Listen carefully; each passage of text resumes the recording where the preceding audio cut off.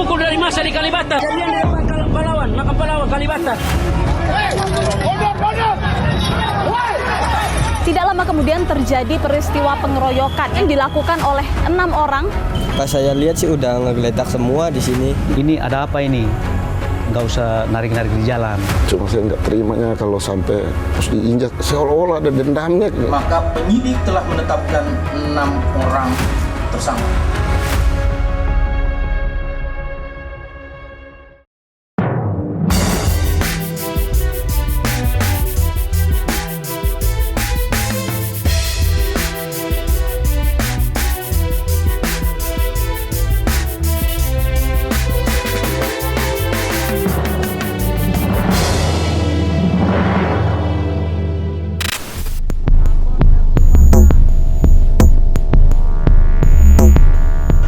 Sore 11 Desember 2025, parkiran Kalibata, Jakarta Selatan seketika berubah mencekam. 2 orang debt kolektor tewas dikeroyok sejumlah orang tak dikenal. 1 korban tewas di tempat, sedangkan 1 korban lainnya tewas saat perjalanan ke rumah sakit terdekat. Di rumah sakit Budi-Asi, abang-abang senior. Abang-abang senior. Kedua korban sempat dibiarkan tergeletak di dalam salah satu tenda pedagang. Kecewa dan marah karena saudaranya tewas dihabisi, sejumlah massa kemudian mendatangi parkiran Kalibata.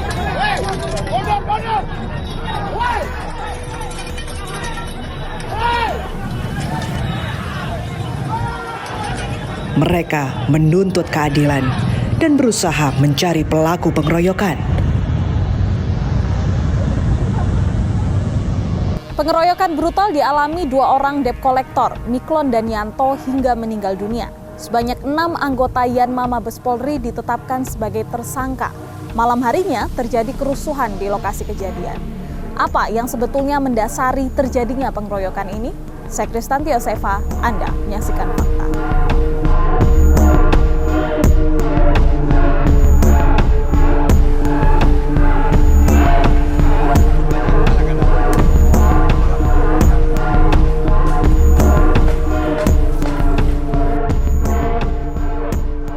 Tim Fakta hari ini berada di depan Taman Makam Pahlawan Kalibata, lokasi pengeroyokan yang menewaskan 2 orang mata elang atau debt kolektor pada hari Kamis 11 Desember 2025 kemarin.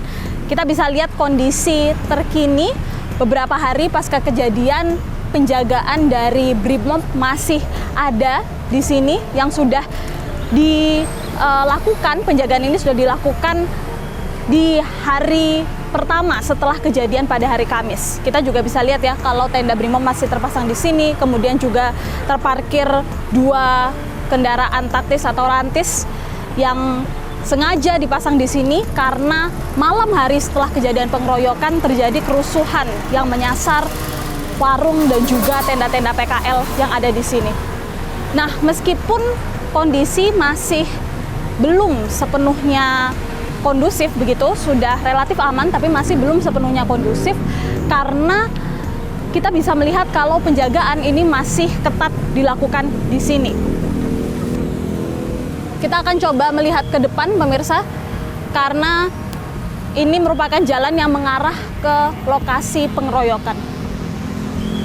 Kejadian bermula di tanggal 11 Desember 2025, sekitar pukul 3:30 sore, 2 korban yang sedang mengendarai sepeda motor ini sedang berada di jalan yang tepat berada di pinggir jalan raya ini ya, persis di depan TMP Kalibata.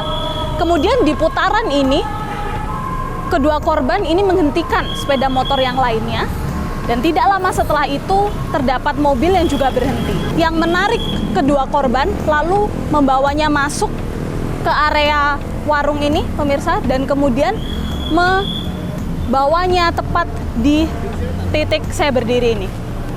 Tidak lama kemudian terjadi peristiwa pengeroyokan yang kemudian dilakukan oleh 6 orang yang merupakan anggota polisi. Pengeroyokan terjadi di sore hari itu. Kedua korban terluka parah seperti yang terlihat ya dalam video dan juga foto yang beredar di media sosial hingga akhirnya 2 korban ini satunya tewas di tempat dan satu lagi dibawa ke rumah sakit sebelum akhirnya meninggal juga di rumah sakit tempat ia dilarikan. Untuk mengonfirmasi cerita ini, pemirsa, kita akan mencari saksi warga yang berada di sekitar sini yang mungkin mengetahui kejadian pada hari itu. Permisi, Mas.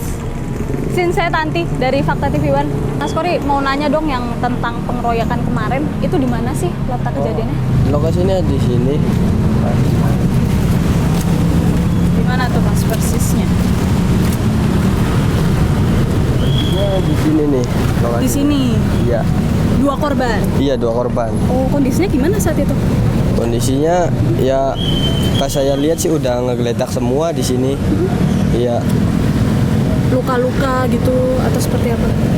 Iya, luka-lukanya ya berdarah di sini doang sih. Saya nggak tahu persis soalnya saya kan dagang. Pas itu saya cuma fokus buka tenda gitu.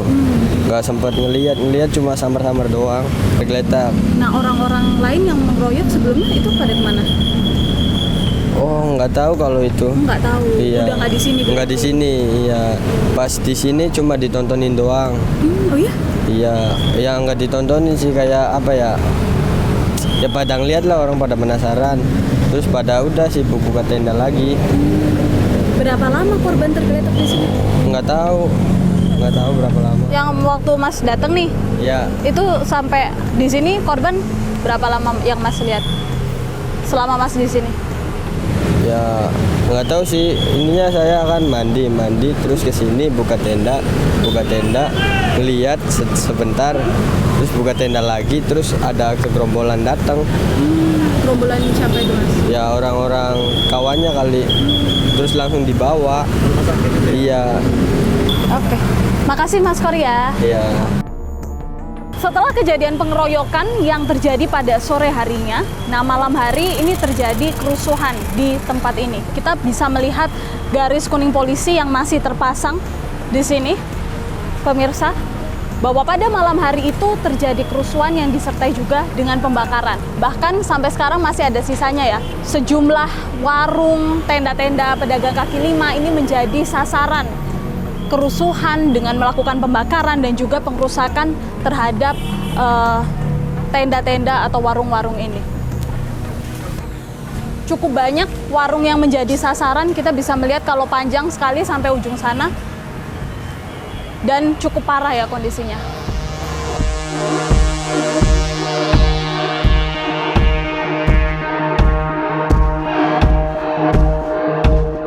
Informasi yang kami dapatkan dari warga, massa yang berjumlah sekitar 80 sampai 100 orang ini datang sebanyak 3 kali ke lokasi kejadian. Nah, di kedatangan yang kedua dan ketiga mereka melakukan pengrusakan dan juga pembakaran baik terhadap warung, ruko maupun terhadap kendaraan. Total pemirsa ada kurang lebih sekitar 22 kios yang terdampak baik dirusak maupun dibakar. Kemudian kurang lebih ada sekitar 10 unit sepeda motor yang juga hangus dan sekitar 4 mobil yang ikut dirusak atau dibakar menjadi sasaran amukan massa.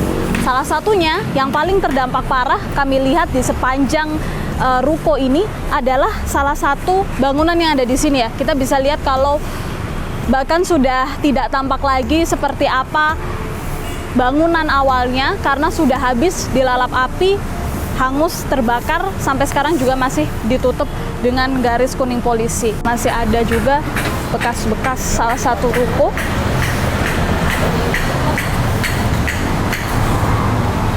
yang dibakar.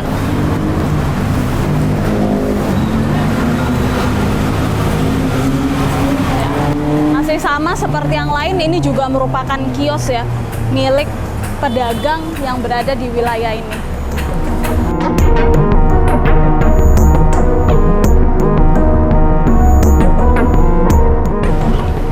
Permisi Pak, selamat sore. Ya, dari mana? Saya Tanti dari Fakta TV One. Iya? Iya, mau Bisa nanya dibantu? tentang kejadian pengeroyokan kemarin kan. Bapak pada saat itu ada di sini? Saya sedang istirahat di rumah.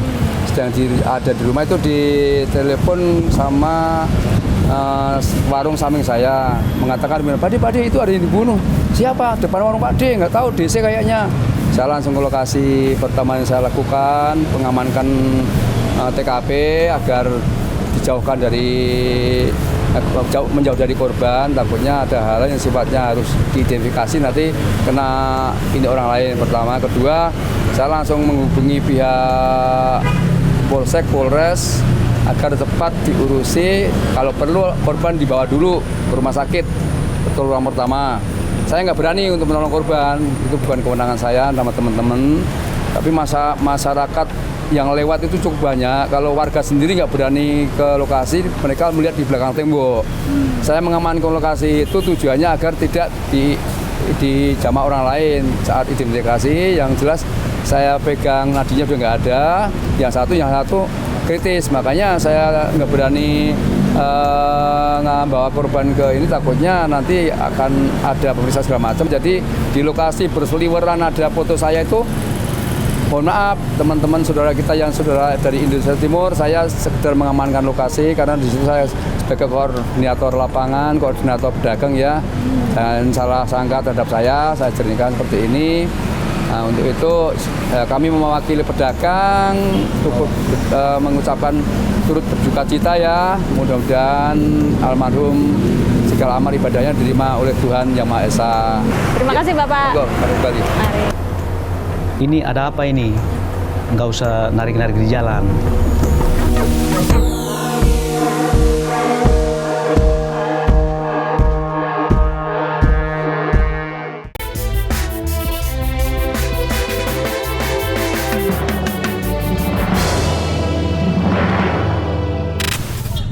Di makam pahlawan.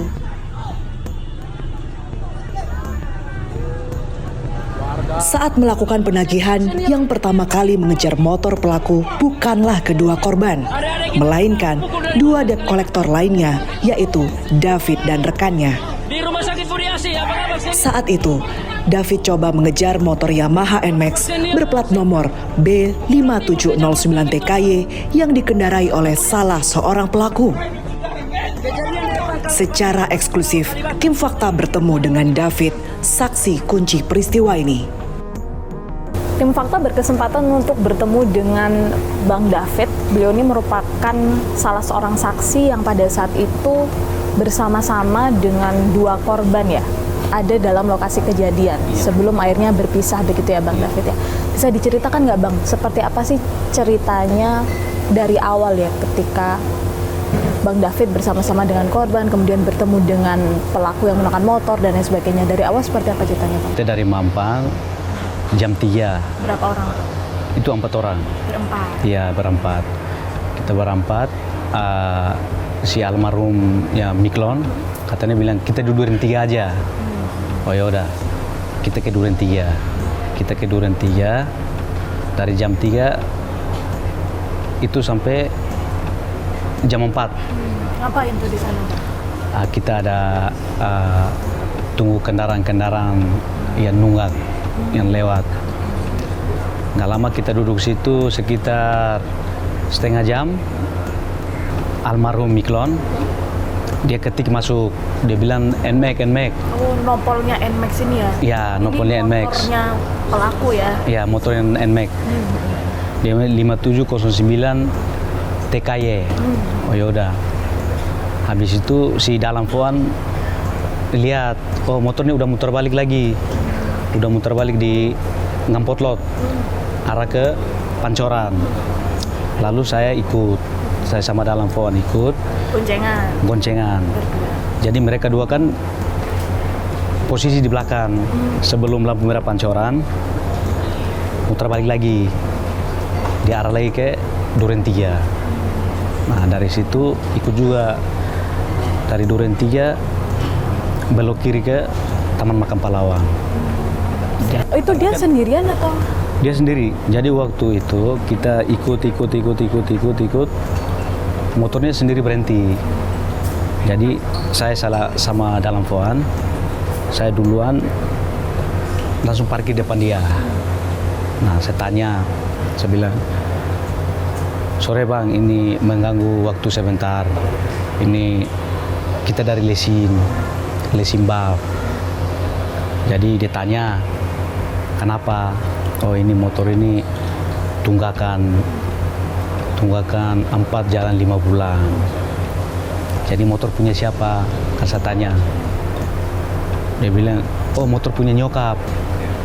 Oh ya udah, motor punya nyokap. Jadi saya juga bilang ke teman tuh, tolong kirim tunggakan. Tunggakan tuh tolong telepon yang admin, tolong suruh kirim cepat biar ada ininya, biar abang ini juga percaya. Iya, betul. Nah, dari situ ada cewek 2 orang datang. Itu posisi masih berdua ya? Itu posisi masih berdua. Mereka 2 masih kena macet. Oke. Jadi satu udah tua, satu yang tomboy, cewek. Dia parkir, dia bilang, ini ada apa ini? Nggak usah narik-narik di jalan. Nah, ini kita bukan narik di jalan, kita arahin ke kantor terdekat. Kalau kita narik di jalan, kecuali kita cabut kunci konsumen. Itu konsumen juga lagi diam di situ. Kita gak apain juga. Nggak lama almarhum 2 orang datang. Yanto sama Miklon datang dari, entah dia ikut belakang apa ikut luar, saya nggak tahu. Mereka di dalam. Nggak lama ada yang datang lagi, tinggi-tinggi. Dia datang, dia bilang ke itu cewek 2 orang, ini gak apa-apa, kamu 2 cabut aja. Dia datang pakai mobil, bukan? Bukan pakai mobil. Ini siapa lagi? Ini yang datang ini dia sendiri. Saya juga kurang tahu dia datang dari mana atau yang dari mana, nggak tahu. Nah, mereka cabut. Nggak lama ada 2 motor datang lagi, tapi itu nggak tahu kita mana-mana, nggak tahu. Entah Gojek apa gimana, kita nggak tahu. Atau orang lewat, ya kan. Jadi sama juga dia bilang, udah ini nggak apa-apa bang, lewat aja nggak apa-apa, aman. Habis itu dia ajak saya, bang ke dalam aja. Ke dalam ini masuk mana? Ke dalam ini masuk ke dalam. Kan saya kan di luar, saya kan di jalan raya, pinggir jalan. Jadi almarhum 2 orang kan di dalam. Dan bang, ini nggak enak, masuk ke dalam aja. Area yang banyak warung-warung kios. Nah, masuk ke dalam situ. Dia bilang, bang masuk ke dalam aja, nggak enak. Itu saya juga percaya. Saya masuk, saya putar di duren, saya masuk ke dalam. Saya masuk ke dalam, nggak lama 2 menit atau 3 menit kemudian, saya turun lagi. Saya turun lagi dari trotoar itu, saya turun lagi ke jalan raya. Motor saya parkir lagi di jalan raya. Mungkin feeling saya gak enak, maksudnya begitu. Tapi yang lain masih di dalam ya? Almarhum 2 orang masih dalam, mereka 2 di dalam. Nah, nggak lama saya bilang, ya udah bang, saya bilang ke konsumen, bang, ayo kita konvoy, kita jalan sama-sama. Awan sendiri aja, biar saya duluan. Teman saya itu 2 orang itu dari belakang. Nggak lama saya naik motor, saya udah start. Itu teman juga udah mau jalan. Pas saya balik kiri, nggak lama ada tiba-tiba 2 orang datang. Tiba-tiba cabut kunci almarhum Miklon sama ini Yanto. Nah, dari situ saya feeling udah gak enak. Ya udah kita cabut aja dulu. Ini kayaknya saya feeling gak enak banget ini. Sekitar 2 menit atau 3 menit kemudian saya muter balik lagi. Saya udah lihat dari jauh udah rame banget. Saya udah gak sempat ini lagi, mampir lagi. Jadi kiri kanan ini udah macet. Di dalam juga udah manusia udah banyak banget. Iya? Iya.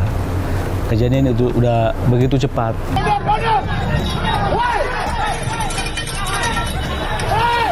Malam itu situasi di parkiran Kalibata mulai tak terkendali. Massa mulai melakukan sweeping ke lokasi permukiman. Massa yang sudah terlanjur emosi kemudian merusak apapun yang berada di lokasi.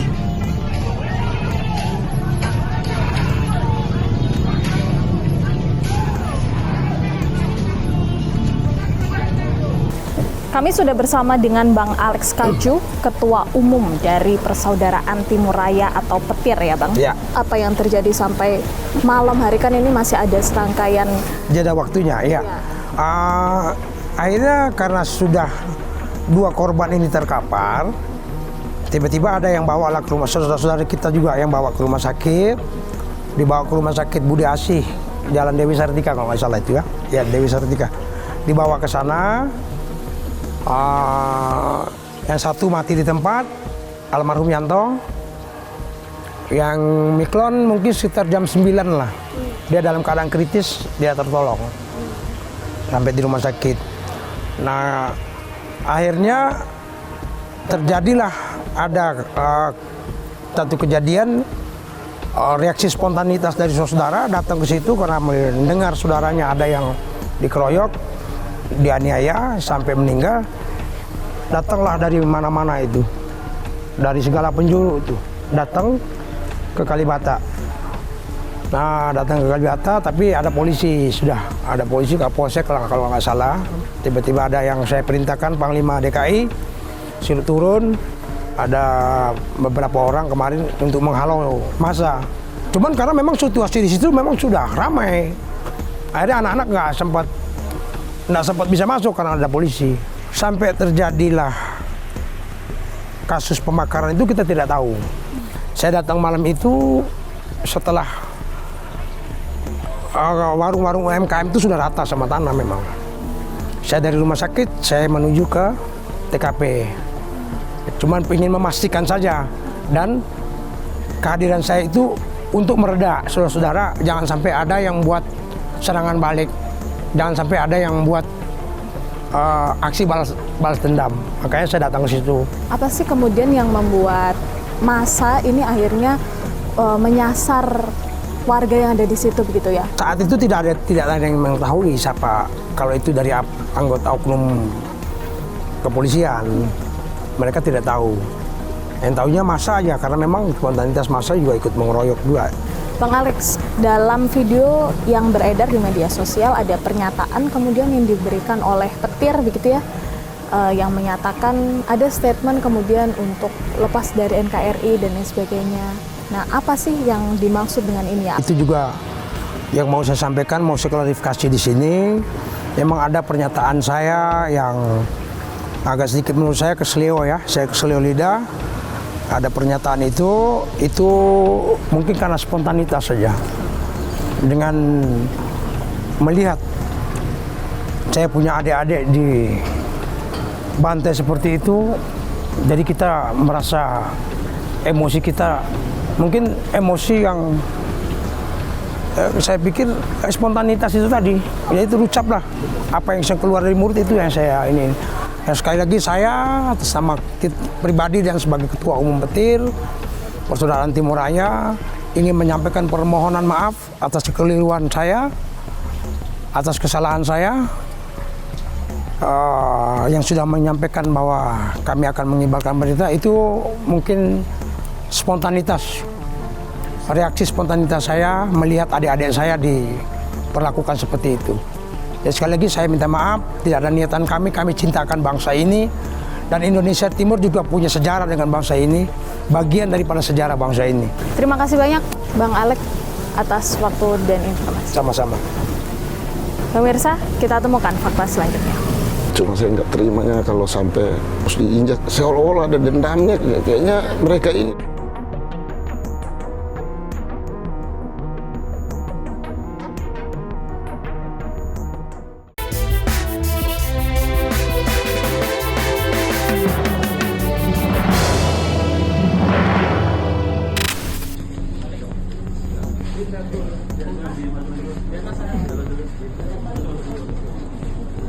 Kedua jenazah almarhum Miklon Edisa Fatanone dan Novergo Arianto kemudian dibawa pulang ke kampung halamannya di Kupang, Nusa Tenggara Timur. Kedatangan 2 jenazah korban disambut isak tangis keluarga. Di mata keluarga dan teman, Miklon dan Yanto dikenal sebagai pribadi yang baik dan begitu sayang kepada keluarga. Hari ini kami bertemu dengan Bang Oscar, keluarga dari kedua korban, dan juga sekaligus didampingi dengan Bang Petrus ya, sebagai pengacara yang mendampingi keluarga korban. Apa kondisi keluarga, bagaimana kabarnya sekarang? Ya kalau mau bilang sedih ya sudah berlarut tentang persoalan yang sudah dialami, dan sampai sekarang pun keluarga di sana menanyakan terus tentang kelanjutan anak istrinya akan seperti apa nanti ke depan. Pertama kali mengetahui tentang kejadian ini kapan dan bagaimana ceritanya? Itu sebenarnya terjadi pas saat kejadian saya di sini. Terus ujuk-ujuk pas kejadian itu mereka telepon bilang, wah Miklon sama Yanto lagi masalah di Kalibata dan Yanto udah nggak ada nyawa. Saya bilang, kok bisa, kenapa? Yang saksi 2 orang ini. Terus sempat mau ke sana udah rame karena dibawa ke rumah sakit ya. Kita langsung ke rumah sakit. Sampai sana saya minta dokternya karena si Miklonnya ini kan masih sedikit ada nyawa lah, dan saya minta dokternya tolonglah usahakan supaya kalau bisa apapun caranya coba dokter lakukan aja. Dokternya bilang ini nggak bisa, harus pakai oksigen. Bahkan oksigen pertama, kedua, ketiga pun ya kita melihat kondisi sudah nggak bisa. Komunikasi terakhir dengan kedua korban? Nah itu paginya kan kebetulan saya ada kegiatan di Cawang. Saya bilang mereka nggak jadi agak ini juga, saya bilang mereka 2 udah kalian datang aja ke Cawang bantu saya dulu, lagi mau beres-beres. Pas siangnya kok mereka nggak nongol-nongol, udah jam 11 nggak nongol juga ke Cawang. Saya balik ke sini, saya bilang sebenarnya kalian ada di mana sih? Kok nggak ada kabar? Iya, tapi itu masih keadaan komunikasi masih bagus. Sekitar 3:30 lah, jam 3 lewat. Kurang tahu tepat waktunya jam berapa. Yang telepon ini yang saksi 2 orang yang masih ada ini bilang udah nggak ada nyawa. Loh, kok bisa, masalahnya gimana? Udah ini nggak bisa ngomong, tolong kakak kesini dulu. Seperti apa sih Bang sosok 2 orang ini, almarhum Miklon, almarhum Yanto, yang di mata abangnya yang abang kenal?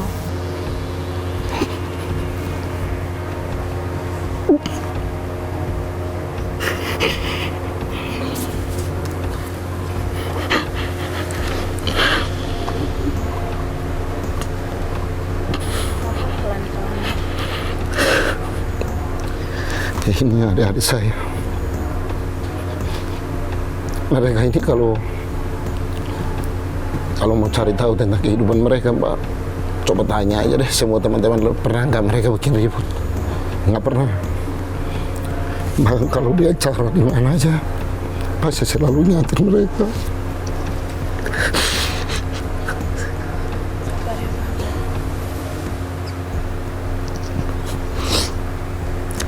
Saya sampai sekarang pukul mereka berapa kali, Yanto itu kena pukul sama Miklon itu. Saya cuma karena takut mereka itu melakukan hal-hal yang salah. Ya kadang kumpul sama teman-teman itu kan mabuk. Terus mereka kadang-kadang nggak terkontrol. Itu yang saya pikirin, bahkan saya pukul mereka di sini juga berapa kali. Saya pukul sayang karena saya pikir bahwa hidup di rantau ini kalian harus hati-hati. Nggak nyangka ya Bang? Kalau saya pikir memang bagian dari perjuangan hidup setiap orang kali, Pak. Cuma saya nggak terimanya kalau sampai mereka kalau pukul dia cuman sekedar pukul dan dia jatuh ya sudah.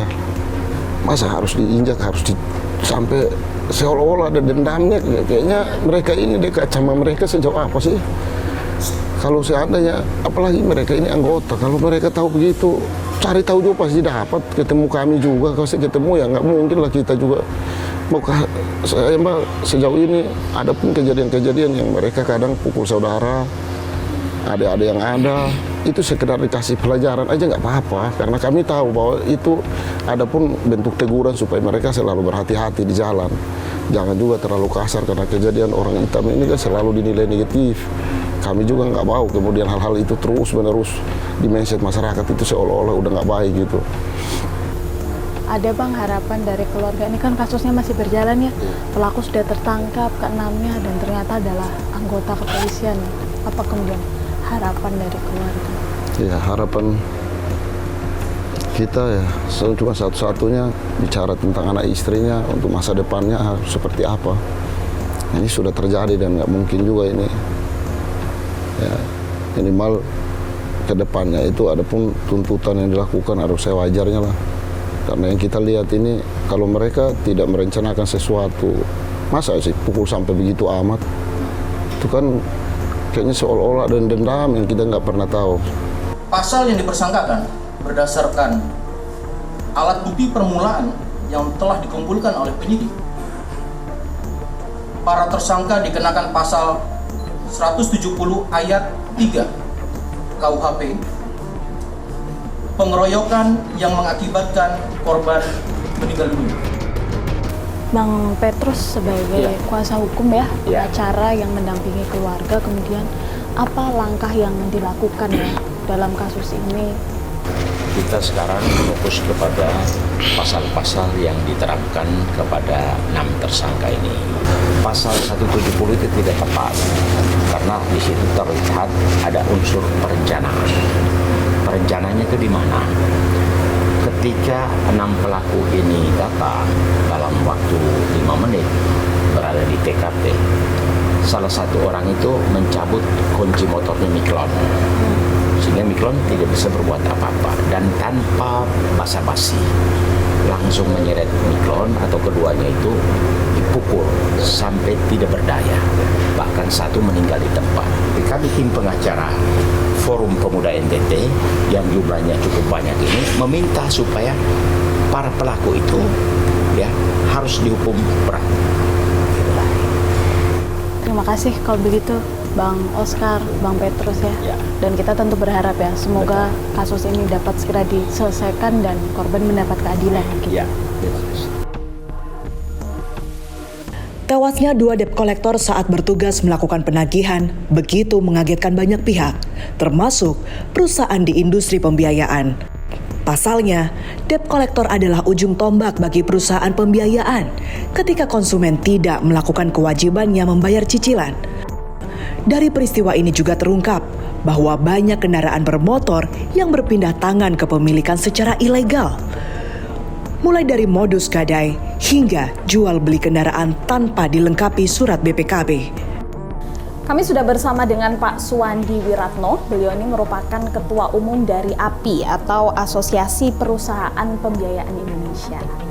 Pak Suwandi, melihat penggunaan jasa debt collector gitu yang digunakan oleh perusahaan pembiayaan begitu. Sebetulnya seperti apa sih mekanisme dari debt collector ini? Sebenarnya debt collector itu sama dengan tenaga jasa penagih. Sebenarnya kita tidak mau mengirim jasa penagih ke lokasi debitur. Di dalam satu perjanjian pembiayaan, yaitu hutang piutang, tentunya pasti ada perikatan yang disetujui oleh debitur dan kreditur. Nah, di dalam pembiayaan sepeda motor dan mobil, kami biasanya selain menandatangani perjanjian pembiayaan konsumen, ada lagi satu perjanjian yang namanya akta jaminan fidusia. Bahwa si debitur sadar dia memberikan jaminan unit kendaraan motor atau mobilnya kepada kami sebagai kreditur. Karena pada waktu dia membeli kendaraan itu dia tidak mempunyai uang secara seluruhnya, hanya punya 10%, 90%-nya dari kita. Nah, masuklah di dalam perjanjian hutang piutang pembiayaan konsumen. Nah, disitulah terjadi penandatanganan akte jaminan fidusia. Tapi yang sering terjadi, somasi atau teguran daripada tidak membayar itu tidak dijawab. Sehingga ada somasi pertama, kedua, ketiga. Akhirnya kita perlu dikunjungin kan. Nah, siapa yang mengunjungi? Yang mengunjungi pertama adalah karyawan kami. Tapi yang sering terjadi, debiturnya lari-lari dan tidak bisa ketemu, sehingga hutangnya sudah beratus-ratus hari. Dan sesuai dengan perjanjian dan undang-undang fidusia, jelas bahwa kalau dia tidak membayar, pasal 30 menjelaskan undang-undang fidusia harus dia wajib menyerahkan itu kepada perusahaan pembiayaannya, tapi kan tidak diserahkan. Akhirnya apa? Dikunjungi, kita melakukan eksekusi. Jadi sebetulnya seberapa penting kemudian adanya debt collector, penggunaan jasa debt collector ini bagi perusahaan pembiayaan? Pentingnya kalau pada saat debiturnya tidak menjawab teguran. Pentingnya debiturnya tidak menerima telepon kita. Pentingnya pada saat debiturnya sudah macetnya juga dalam hitungannya cukup panjang. Seringkali kami menemukan bahwa pemegang unitnya sudah bukan debitur. Kalau seandainya si pemegang unit ini bukanlah debitur, dia punya konsekuensi hukumnya apa? Dia akan kena pasal 480. Kalau ternyata dia menerima gadai, ternyata dia membeli dengan secara tidak resmi tanpa BPKB, ya. Dan 480 hukumnya bisa 5 tahun misalnya.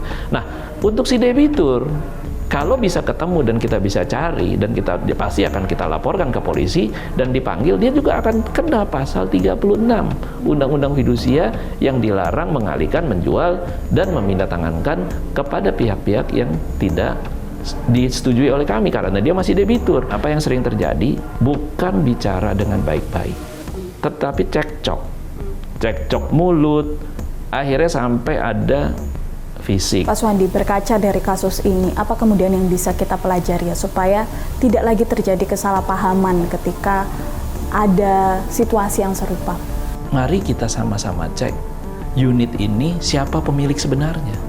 Kita di dalam satu berita itu selalu yang dibawa masuk ke dalam berita itu adalah kejadiannya sendiri, adanya korban, adanya pengeroyokan, tapi yang nggak pernah dibicarakan adalah status unit kendaraannya ini.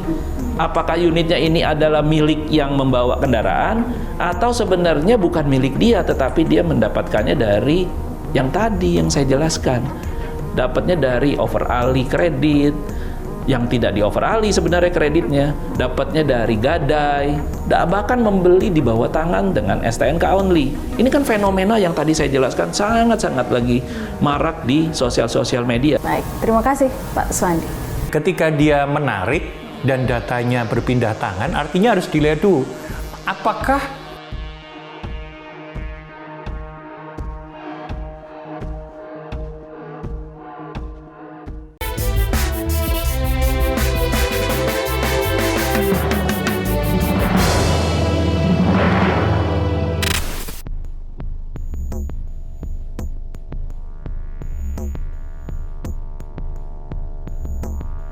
Dua hari berselang, Polda Metro Jaya kemudian merilis para pelaku pengeroyokan 2 debt kolektor yang tewas di Kalibata. Total ada 6 pelaku pengeroyokan, semuanya merupakan anggota kepolisian yang bertugas di bagian pelayanan markas Mabes Polri. Berdasarkan hasil penyelidikan di lapangan, penyidik melakukan analisis terhadap keterangan para saksi dan barang bukti, maka penyidik telah menetapkan 6 orang tersangka yang diduga terlibat dalam rangkaian tindak pidana tersebut. Didapati informasi terkait identitas para tersangka yaitu 1.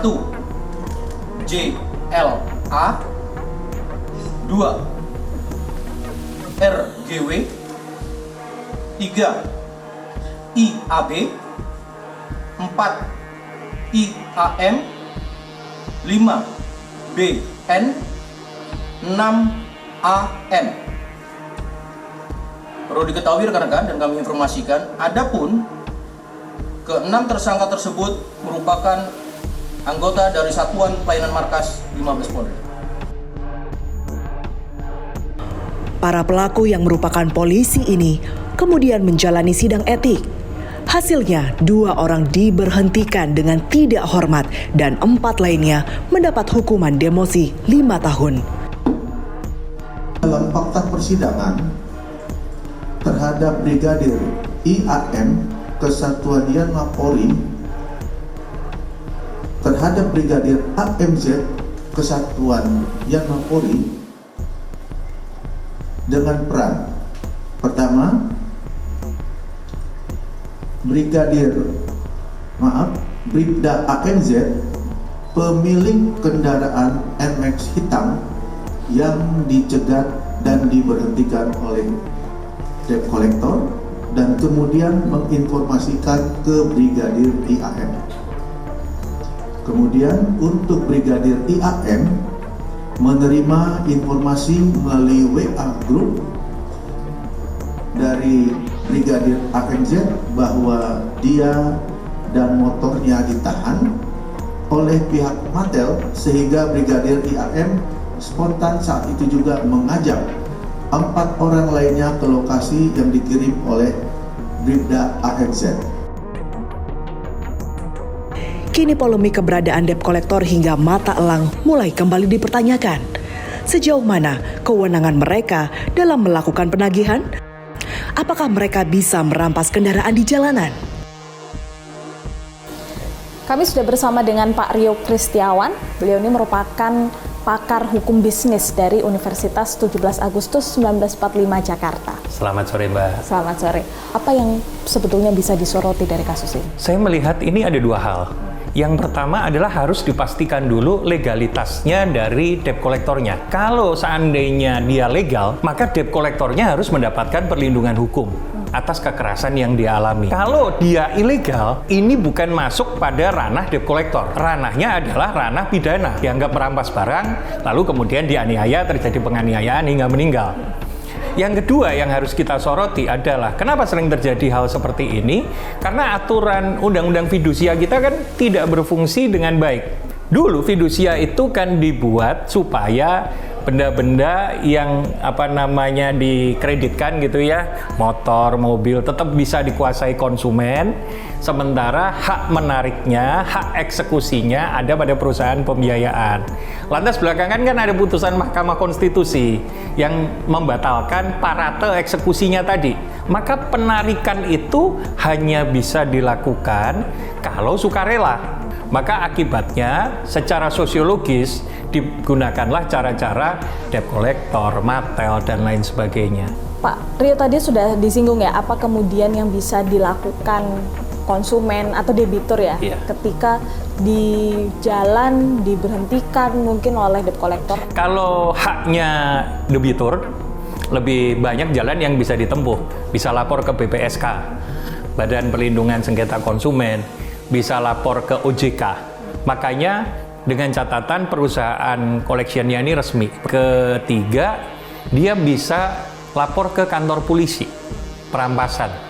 Kalau ternyata yang menarik tidak punya izin, kemudian tidak aja surat perintah, dan juga dia tidak sukarela.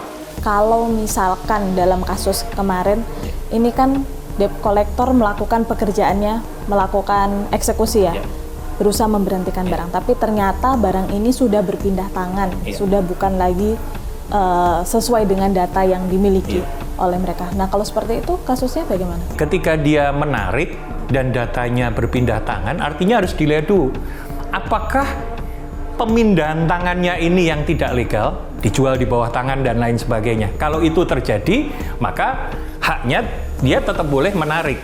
Tetapi kalau jual belinya antara A dan B legal, maka debt collector tetap harus mengklarifikasi dulu. Makasih banyak, baik, Pak Rio. Terima kasih Insight-nya ya.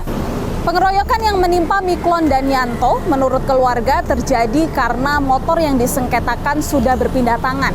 Hingga kini polisi tengah memburu pelaku pembakaran setelah menetapkan 6 orang polisi sebagai tersangka pengeroyokan. Maraknya kasus mengenai debt collector dan penagihan di jalan seolah menjadi masalah yang tak pernah usai. Di sisi kreditur, penggunaan jasa debt collector diperlukan untuk menyelesaikan permasalahan kredit macet.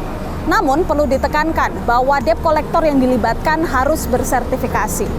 Di sisi lain, ini menjadi pengingat bagi debitur untuk menyelesaikan tanggung jawab mereka agar permasalahan yang sama tidak terulang. Saksikan terus Fakta setiap hari Senin pukul 20.00 waktu Indonesia Barat hanya di TV One.